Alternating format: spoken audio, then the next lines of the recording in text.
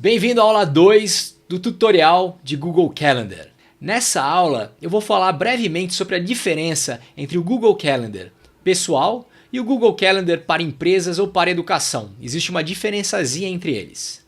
Aqui nessa aula também, na aula 2, a gente fala também sobre como usar, como navegar pela interface do Google Calendar, do Google Agenda.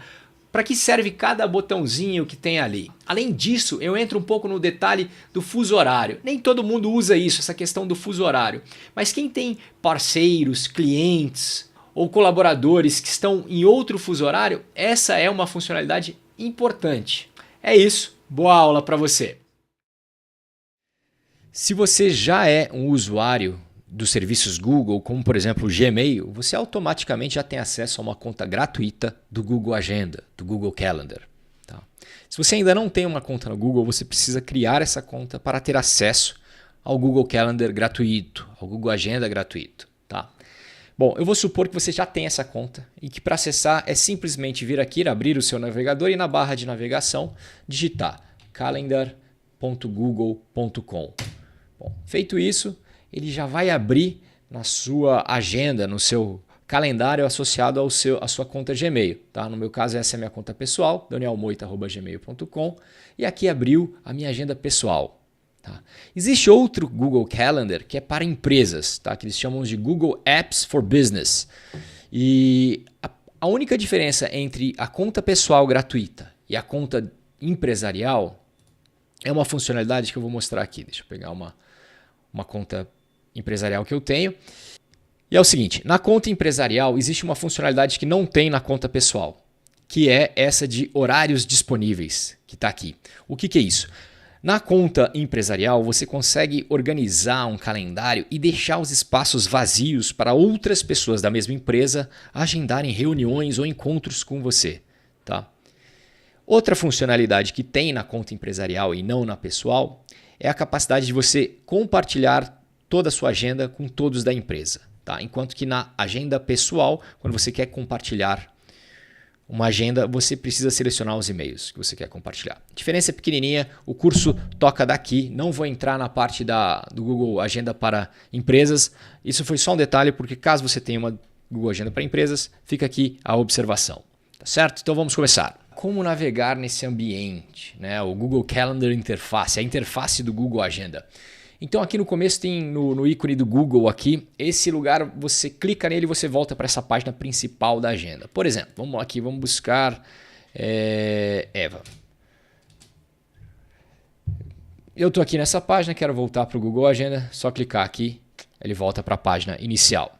Em seguida, ao lado, eu acabei de fazer isso, é a parte de busca. Você digita qualquer detalhe aqui que possa ter em algum dos seus compromissos e ele seleciona para você. Mais à direita tem aqui os seus Google Apps, né? Se você clicar nesse tabuleirinho de quadradinhos, aparecem todos os seus Google Apps, tá? Se você quiser mudar de ambiente. As notificações do Google e aqui é a parte do usuário, onde tem a minha conta. Eu posso adicionar contas e configurar as coisas relativas à minha conta, inclusive sair, né, do Google, da minha conta Google. Na parte de baixo a gente tem aqui o ícone Agenda, tá? E aqui tem um botãozinho hoje que eu vou mostrar daqui a pouco como funciona. E essas setinhas elas levam, nesse caso, para a semana seguinte, tá? Bem como para anteriores. Independente do lugar onde você estiver, da data que tiver, se você clicar no botãozinho hoje, ele automaticamente traz para a semana em que estamos, né? Para hoje. Mais à direita também tem diferentes formas de você visualizar o calendário. Então pode ser por dia, os eventos do dia, da semana, do mês.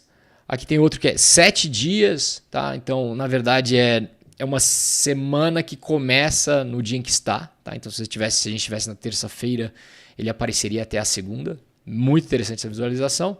E os compromissos, é aparecer todas as atividades que você tem. Tá? Aqui tem a opção de usar o novo Agenda. Então, o novo Agenda ele tem essa cara, é mais bonitinho, né? E eu não sei se aparece isso automático para os usuários, mas as funções no fim vão ser todas as mesmas. A diferença é naquelas tabelinhas que estão agora na vertical, embaixo de semana. Tá? E o buscar também foi incorporado aqui nessa parte, aqui na interface, nessa parte ao lado do cursor que mexe as semanas e tal. Então, outra diferença entre o Google Agenda antigo e o novo Agenda, o novo Google Calendar, é a parte de criar eventos. Você pode criar eventos de duas formas. Uma é indo direto aqui no calendário, por exemplo, reservando espaço aqui no sábado às 11 da manhã, né, e editar o evento e criar o evento. Ou então aqui nesse botão criar, que ele abre uma pasta, você pode criar um evento qualquer dia do ano, qualquer coisa.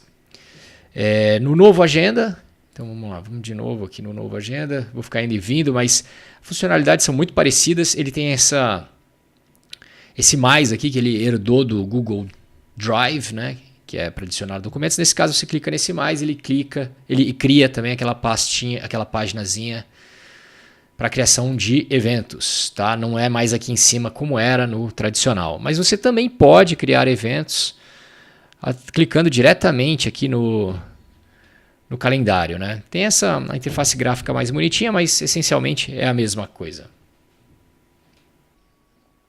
E aqui no canto esquerdo você tem a parte de visualização das agendas. Você pode ter diversas agendas, tá? Eu tenho a agenda principal, tenho a agenda do trabalho, assim, a agenda compartilhada com o trabalho, a agenda de tarefas. Tenho diversas agendas aqui, inclusive agendas de viagem que não aparecem nesse momento.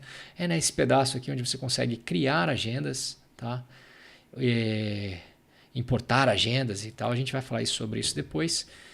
E aqui também tem o calendário, como eu falei, que é onde você clica, você automaticamente é jogado para aquele pedaço, né? Lembrando também dessa tecla hoje que eu uso muito, que volta para o momento atual. E a outra coisa que eu gostaria de falar também, que é comum a ambas as versões, se você clicar na engrenagemzinha, na parte de configurações, antes disso aqui tem a parte de densidade de cor, que muda um pouco o aspecto da agenda. Eu não vou fazer isso, você pode imprimir também. E pode voltar à versão clássica do Google Agenda. Tá? Vou voltar, mas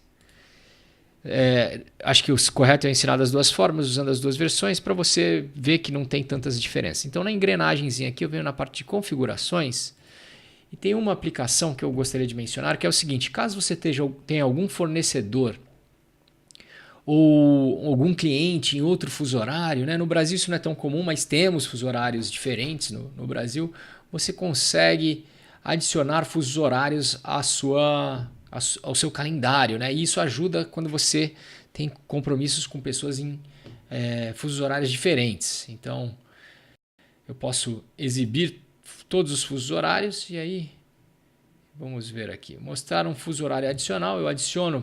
Então, por exemplo, nós estamos aqui em Brasília e estamos no horário de verão. E imagina que eu tenho um cliente em Recife e ele está fora do horário de verão. Então, para sincronizar minha agenda com a dele, eu adiciono o fuso horário em que ele está.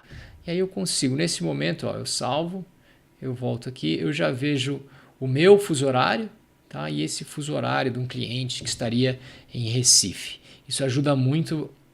Bom, a minha agenda ela está no meu fuso horário, obviamente, né? E essa secundária aqui seria os horários, por exemplo, de um cliente que eu tenho, que eu acho importante saber os horários dele também. E isso é configurado aqui nessa parte de configurações, tá? Nesse caso eu botei como principal o fuso horário de São Paulo e o secundário de Recife, mas eu posso alternar isso, tá? E aí agora o principal passa a ser o de Recife e o secundário de São Paulo. Vamos voltar ao que estava antes, né? E alternar aqui e vamos remover o de Recife, tá? Então fica aí o fuso horário de São Paulo.